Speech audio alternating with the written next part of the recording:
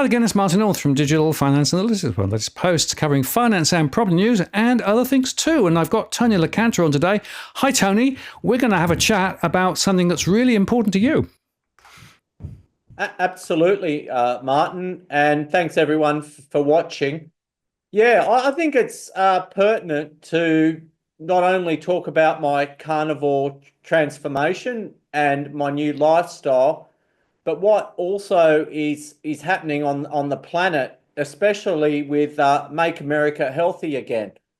And I think I'll put forward a slide, and I think it could make a huge difference to the health of those that pay attention. And fortunately, that so-called misinformation bill got smashed.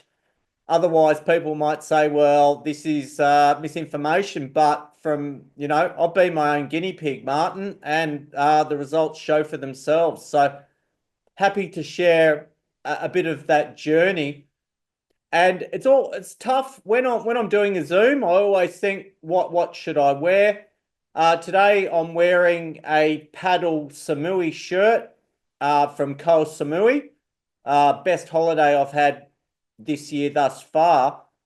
And what I think has also helped in my transformation has been I've taken up paddle.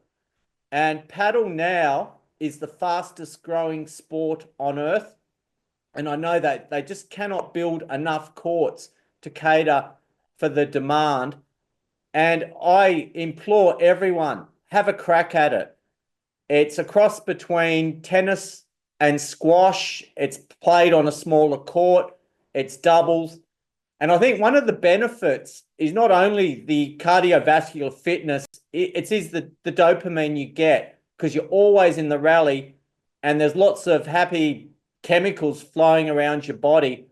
And what I've noticed is that when I'm on the paddle court, all my problems seem to go away. And unfortunately, yeah, they just can't keep up with it. It's addictive. It's great fun. I played in Koh Samui in 100% humidity.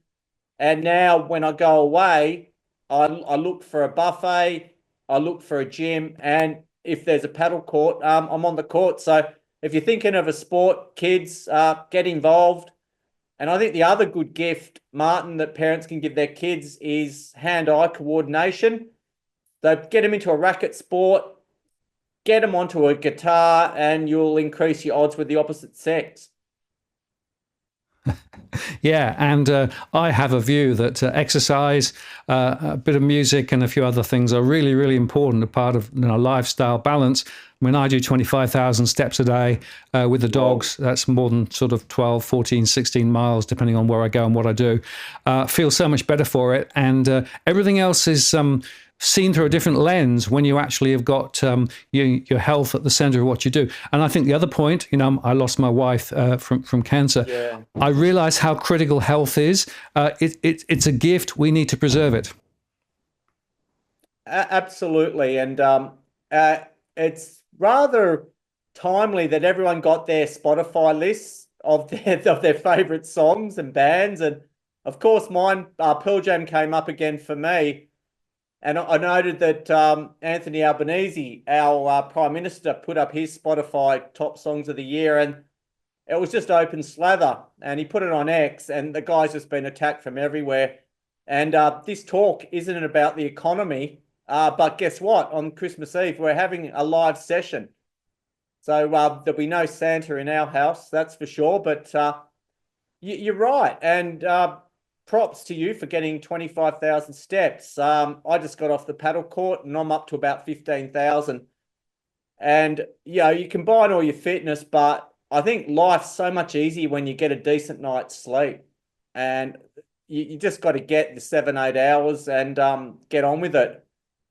But I've put some slides together just to give a bit of a presentation. And then I'm just hoping that, if this talk can make one positive change in your life, then it's all worth it. Great. Well, let's go through the slides, Tony. The first one is transformational, I would say. Yes, I did quite well at school. I was going to actually become a school teacher. Instead, I decided to join the New South Wales Police Force. I was fit. We had to do obstacle courses and lots of running and aerobics. And these were the days where you had to get through that obstacle course in Goulburn and your lungs were burning. And then, when you're a cop, half price Maccas, free food. And then I reckon I ballooned out to about 125 kilos from about 85. And that middle picture of me, I saw myself on YouTube. I was actually in Los Angeles during the GFC, and one of my favorite guitarists, Slash, was appearing at a music store. And I said, well, what do I do to get front of the queue? And they said, well, buy a guitar. So I ended up buying a couple of guitars from Slash. And I saw myself on the YouTube video, and I thought, nah, we'll have none of that. And since then, my weight has yo-yoed. And I'd call that, it's just carbohydrate addiction. I used to go to the casino, drink a lot, then go through Macca's drive-through. You get the quarter pounder meal, filet of fish, 6 nuggets, and then you go again the next day. And the picture on the right, that's me in Koh Samui.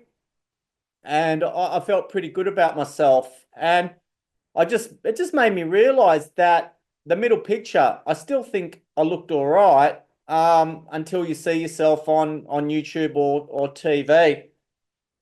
So that's the transformation. And I've always made it my aim to get back to my police academy weight and my police academy level of fitness. I've achieved that. And that's through, taking up paddle and also the carnivore diet, which has been certainly transformational for me. And this is the mantra I now live by.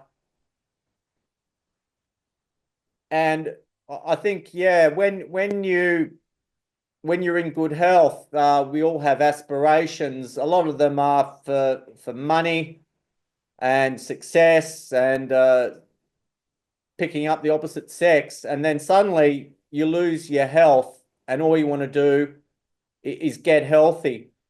And I thought, well, if I'm sitting on the couch addicted to carbs, eating shit food, not exercising, not doing any research on the utter garbage shoved down my throat, then life's certainly going to go downhill. And I'm 53, and I honestly say that my mortality really hit me when I was 51.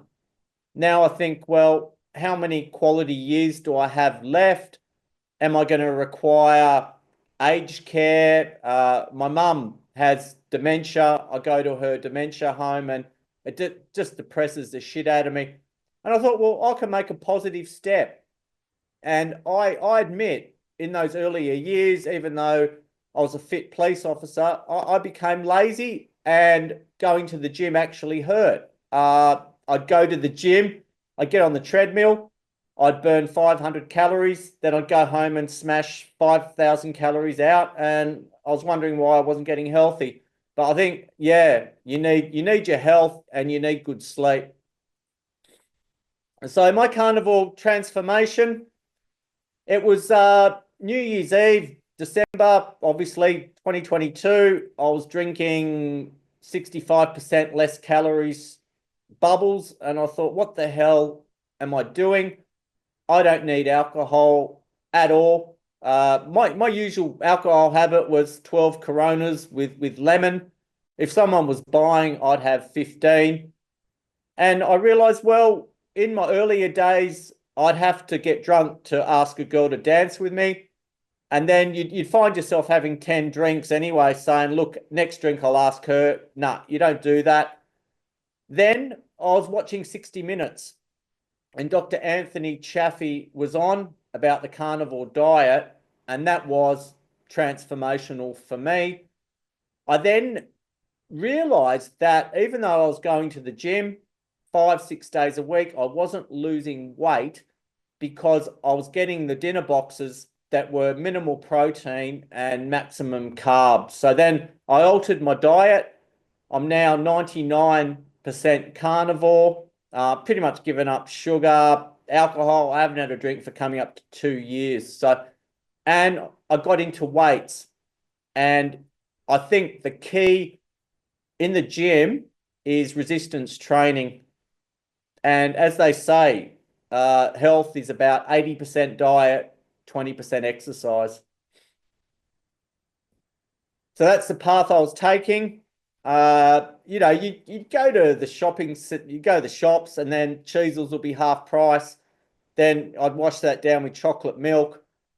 And yeah, you can get like that. Artificial intelligence is scary shit these days because it can generate stuff like that. But that's the path I was heading down. And I choose that path now. And that's essentially a lot of meat, seafood, eggs. I don't really go too heavy on the spices. When I go to Southeast Asia, though, I will indulge in some coconut. And to me, you know, as long as I'm above 90% adherence, I'm doing well. And the majority will say, look, coconut is unhealthy because it's saturated fat. Well, guess what? My beliefs, coconut is very good for you. So 3 sources of information. Dr. Anthony Chaffee, well worth following up. He does a ton on YouTube. He was initially my inspiration for going carnivore. He runs a lot of live YouTube events. They're very helpful. People can ask questions. Very similar to what you do, Martin, in the finance and economy world.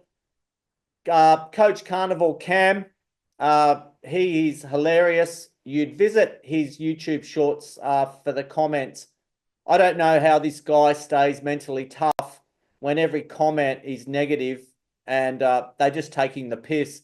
So he does come up with these recipes that kind of make carnivore fun.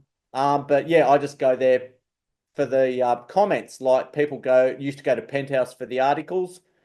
The third guy, this is all about wearing a continuous glucose monitor, and he's a guinea pig with certain foods. And you'll come to realize that one of the worst foods you can have for a blood sugar spike is actually McDonald's French fries. And more to follow on that one shortly. So the secret of carnivore really isn't an old one or fat. It's been around for quite some time, and that was way back in 1882. And basically, they're saying that you know, fat was the good guy, and it's been demonized. But you only have to look at some of these quotes and realize that, you know, the idea of a high-fat, low-carb diet has been around for a long time. I don't want to get into vegan versus carnivore wars, but I find that cartoon on the left kind of hilarious. And there's another fact there about Hong Kong and its meat consumption. And it's interesting to note that we all hear about blue zones where people live longer. Okinawa is one of them. That's actually a place I'm going to. And some of these other islands and the Mediterranean diet at the forefront. But it's been a semi-proven that these are actually a fraud, because family members were collecting the pensions of people apparently over 100 years of age that have been dead for decades. So that's a great conversation starter at your next dinner party. Just say, look, blue zones are a fugazi, and yeah, enjoy that conversation. Breakfast is the most important meal of the day. That's just like saying beauty's on the inside. That was actually hideous what I read about Kellogg's. And if you go to the supermarket these days, about 90 to 95% of it is just simply ultra processed shit food.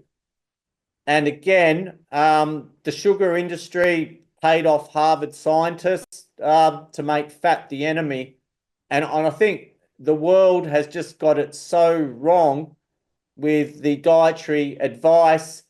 giving high star ratings to what is essentially sugar, and the ulterior motive really of breakfast cereal was to stop people masturbating. So I don't know what good that is, but again, it's just a shame really that some of these election promises to give kids breakfast, bacon and eggs, didn't stand, and now they're fed sugary shit, and they're going to have a massive sugar crash, and parents are going to wonder why their kids are irritable little shits. So anyway, good method.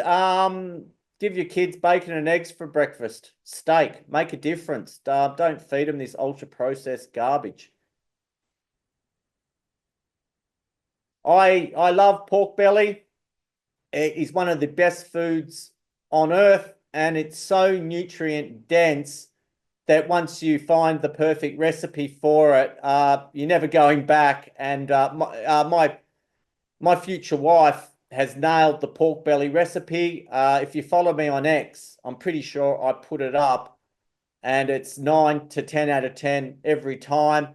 Ribeye, again, one of the most nutrient dense foods you can ever have. And also interesting to note that oysters are also one of the most nutrient dense foods on the planet, and apparently are a rumen aphrodisiac for those lacking in the bedroom. So whilst I don't eat out as much, there is a buffet in Perth at Epicurean that does serve the second best pork belly in Perth.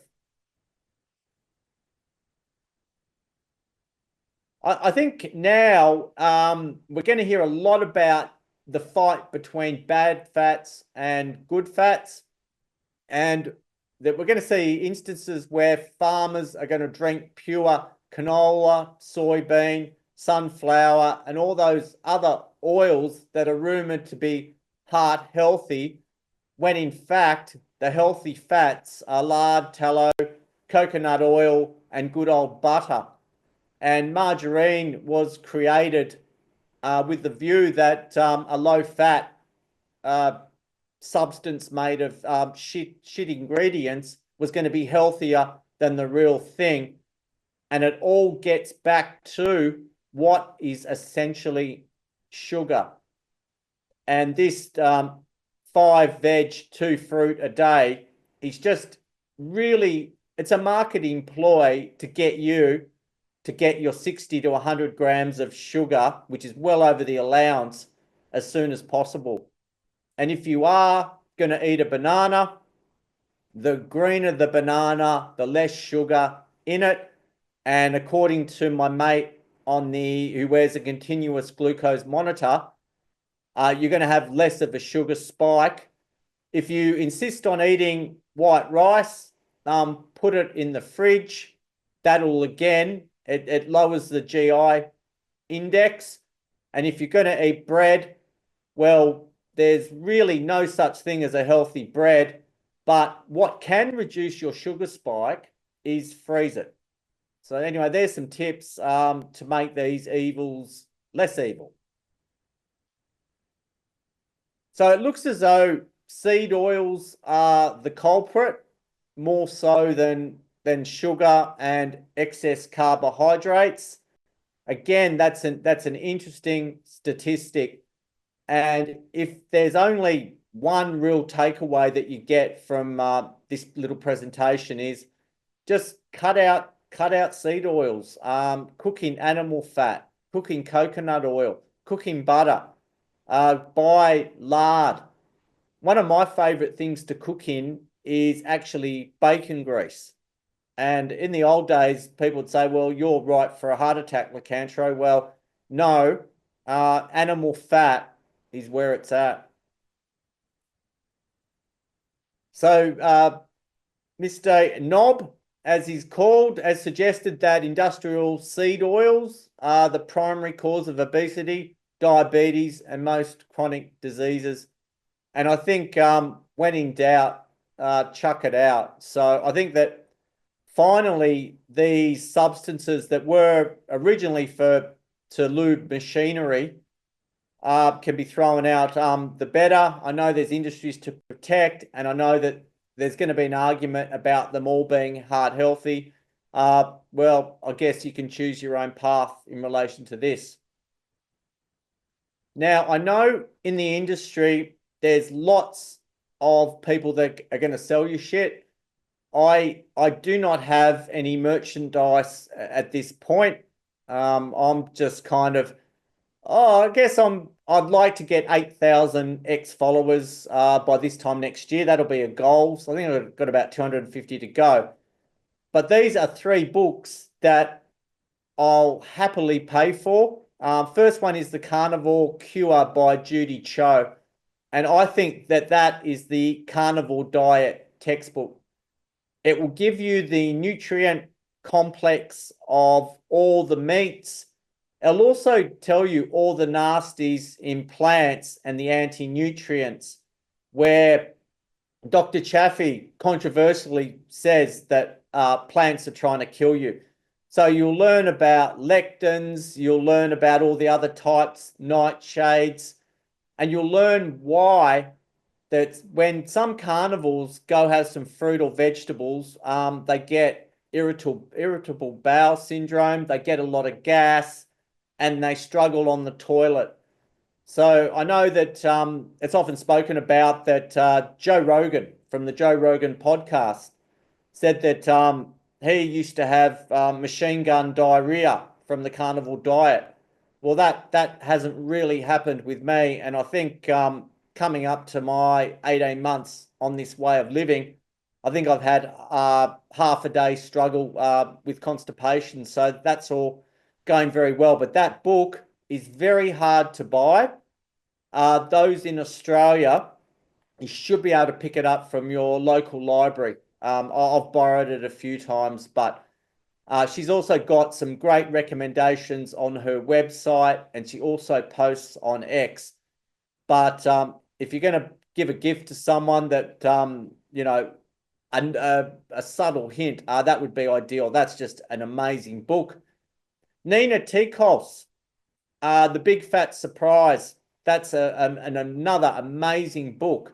And interestingly, that she's been nominated in the Make America Healthy Again campaign to provide some advice. And I think if you look up her documentaries, it's all pro-fat. It's talking about that fats are actually worthwhile in the diet. She speaks really well, and it'd be great to see her or Anthony Chaffee get up. But that's another book recommendation. A book that I was happy to receive is Lies I Taught in Medical School by Robert Lufkin. As Molly Meldrum would say, do yourself a favor and follow him on X. Now that book talks about how conventional medicine has made us all sicker. It goes into, unfortunately, cancer. It looks at cholesterol, and it looks at a number of other aspects. And I think what is going to be controversial is LDL cholesterol. And I've taken the view that the key cholesterol metric for me is HDL and triglycerides. I found a carnivore GP who recommends that I eat more than 1 egg a day, and he said my HDL to triglycerides are fantastic, even though with some carnivores, your LDL will be elevated. But if you look at the horrific side effects of statins, and they've just released information where best case, it might extend your life by 4 days. And I think that industry just keeps pumping out billions and billions of dollars, and we're all put on blood pressure medications. But again, if your GP is old school, doesn't want to, you've got to remember that these people got their degrees years ago when fat was probably demonized.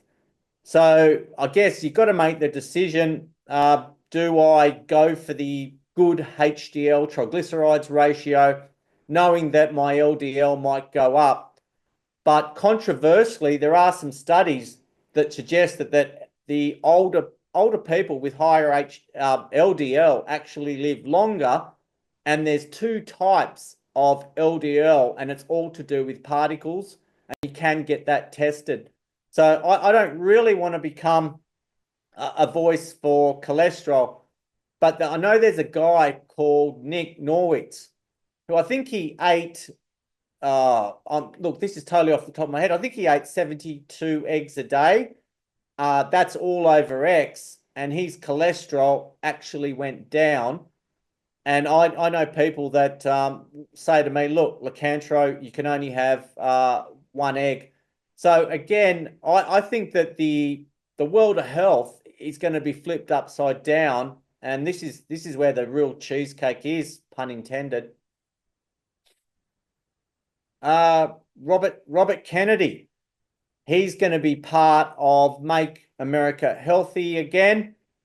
And that photo on the right is Robert cooking a turkey in beef tallow, animal fat. And I know now there's going to be a movement where McDonald's used to cook their French fries in beef tallow. Now they cook it, this was in the 80s, now they cook it in all these plant-based oils. And as seen with the CGM, that McDonald's French fries in some people can cause a massive blood sugar spike. So I think, you know, even though he's got views on vaccines, he's got views on medications, I think with his push towards healthier living, it could be a bit of a surprise case. I'm just saying that, you know, here we've got someone who's telling us, an influential person telling us to cook in animal fat.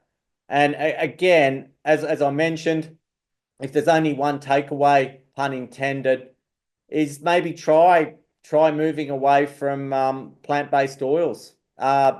I mean, even if the research is ultimately proven wrong, what do you have to lose? But yeah, no, we've certainly got rid of them in our household. As I said, I'll cook in lard, I'll cook in ghee, I'll cook in butter. But anyway, and you know, with the advancements in artificial intelligence, I asked Grok to do a cartoon character of me, and there you go. So paddle playing, bold guy with glasses, but probably a little bit more jacked than what I'd like to appear. That's some gold there, silver. That isn't cryptocurrency. That is for biotech. And again, I think the biotech industry, with some changes, I think it could get quite interesting, where we've got all these drugs pushed upon us. And, you know, those people trying to lose weight, taking Ozempic and others, we really don't know the side effects of what's happening yet. But I think sometimes, even if going 100%, 90% carnivore is too much for you, I think keto is probably the way to go, where you can have your vegetables, and berries are the lesser of the fruit evils, lower in sugar, and they do have benefits. And I know that some carnivores even include raw honey or raw milk. I've found that my best results have come when I actually stopped giving up milk. But my weakness is when I buy cheese and I'm constantly going to the fridge. Thanks for the opportunity. It certainly helped my life. And I hope that over the festive season, if you can make one change on New Year's Day, do something a little bit different. Let's make Australia healthy again. And thanks for the opportunity.